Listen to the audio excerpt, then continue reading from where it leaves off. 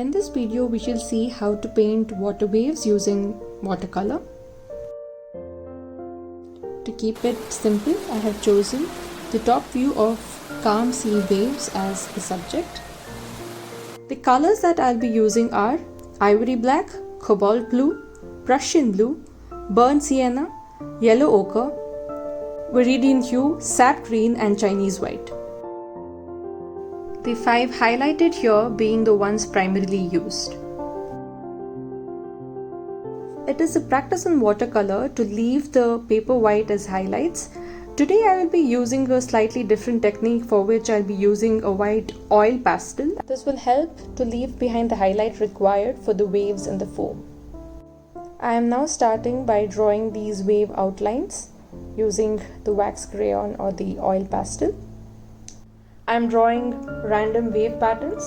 If you're not confident, then you can first lightly sketch it out using a pencil and then draw using a crayon. I'm starting with the water wash. Instead of using plain water, I have used a tint of Prussian blue here so that the white lines that I just drew using the wax crayon are visible to you guys. As you can see, it is now really easy to leave the highlights as the wax crayon repels the watercolor that we are applying. Make the entire water area damp. Also ensure that there are no pools of water being collected on the edges. Now, using a smaller brush, take some Prussian blue along with viridian green and start applying it like this. This needs to be done while the paper is still wet, therefore you need to be really quick. I'm taking some Prussian blue and applying. We see that the wax crayon is making it really easy for us to get the wave highlights. Taking some viridian green for this corner. You can keep switching between Prussian blue, cobalt blue and viridian green.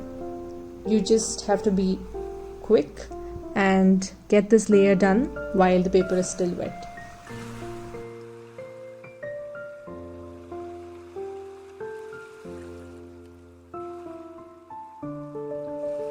The wave patterns that I drew earlier using the pastel are now becoming evident as I apply this layer of paint. The damp paper is helping me get wave-like effects as I'm applying these colors. I'm getting rid of excess water by dabbing a cloth against it. We shall now start with the sand. Start with the plain water wash.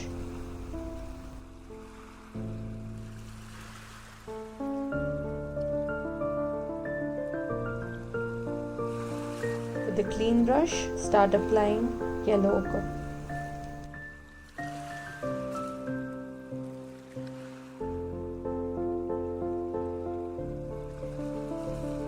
Leave some gap between the yellow and the green. That completes the first layer of the sand as well. Now I am applying some yellow ochre to the white region. This is to give an impression that the foam closer to the sand is transparent.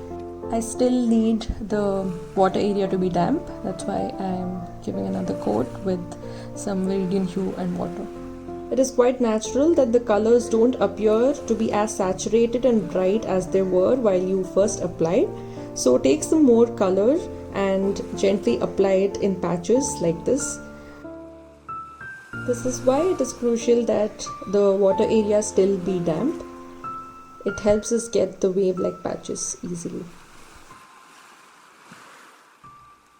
Another rather interesting fact I would say here is that the sea or the ocean water is never blue in color. It has a very big component of green in it, which is why I am constantly alternating between the 3 colors, Prussian blue, cobalt blue and viridian hue.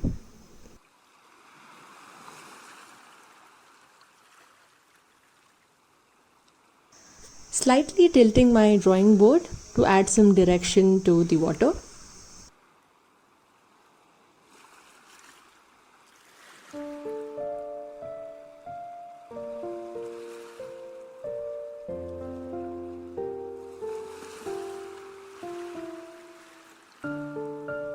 Now we shall start by adding a darker line on the sand region to highlight the foam.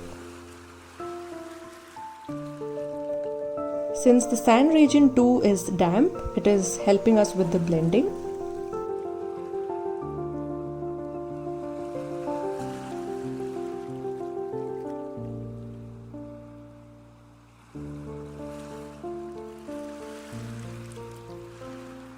I am taking some yellow ochre with brown to get the darker shade. Adding in some more darker patches in the water region with Prussian blue.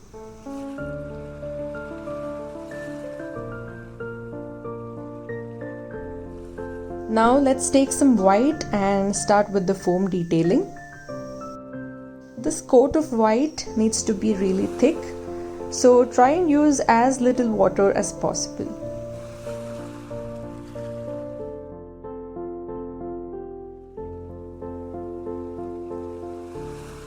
It is as though you're thickening the border around the white lines you drew.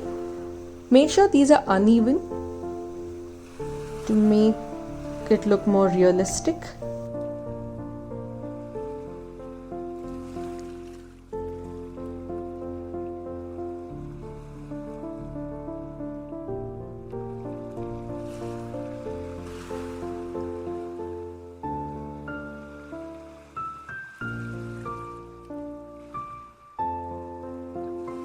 You can fill in the white portions of the foam which are closer to the sand.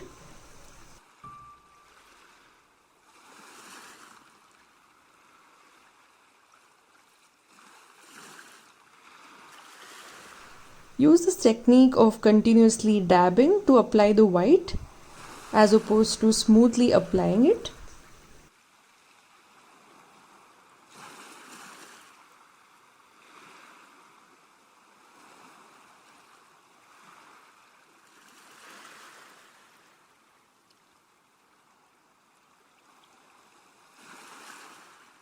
I am switching to a smaller sized brush to add in finer details to the foam. I repeat, this needs to be a really thick coat of white for the highlight to remain intact. So use as less water as possible. Use the same dabbing technique. You can even add fine lines using this brush wherever you see fit.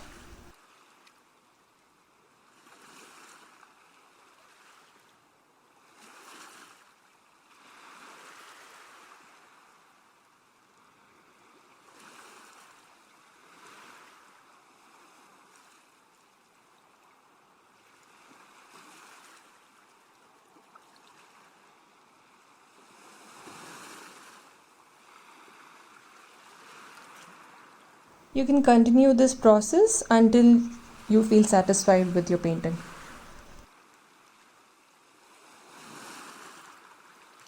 Let the top portion be as it is and just add the foam details on the lower side.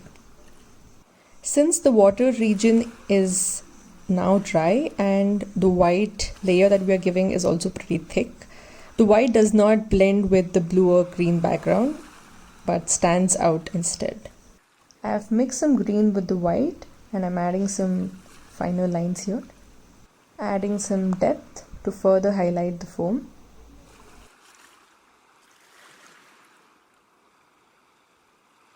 Coming back to the sand portion, we need to add some depth here as well to highlight the foam. I'm using yellow ochre with brown for this. Now using a completely dry flat brush, just draw along the waveline. Using the same dry brush, take some yellow ochre brown and paint along the sand region. Adding in some more finer wave details using Viridian green. So that completes my tutorial on how to paint water waves using watercolor. Do tag me in your learnings and let me know how you like this video in the comment section. Thank you.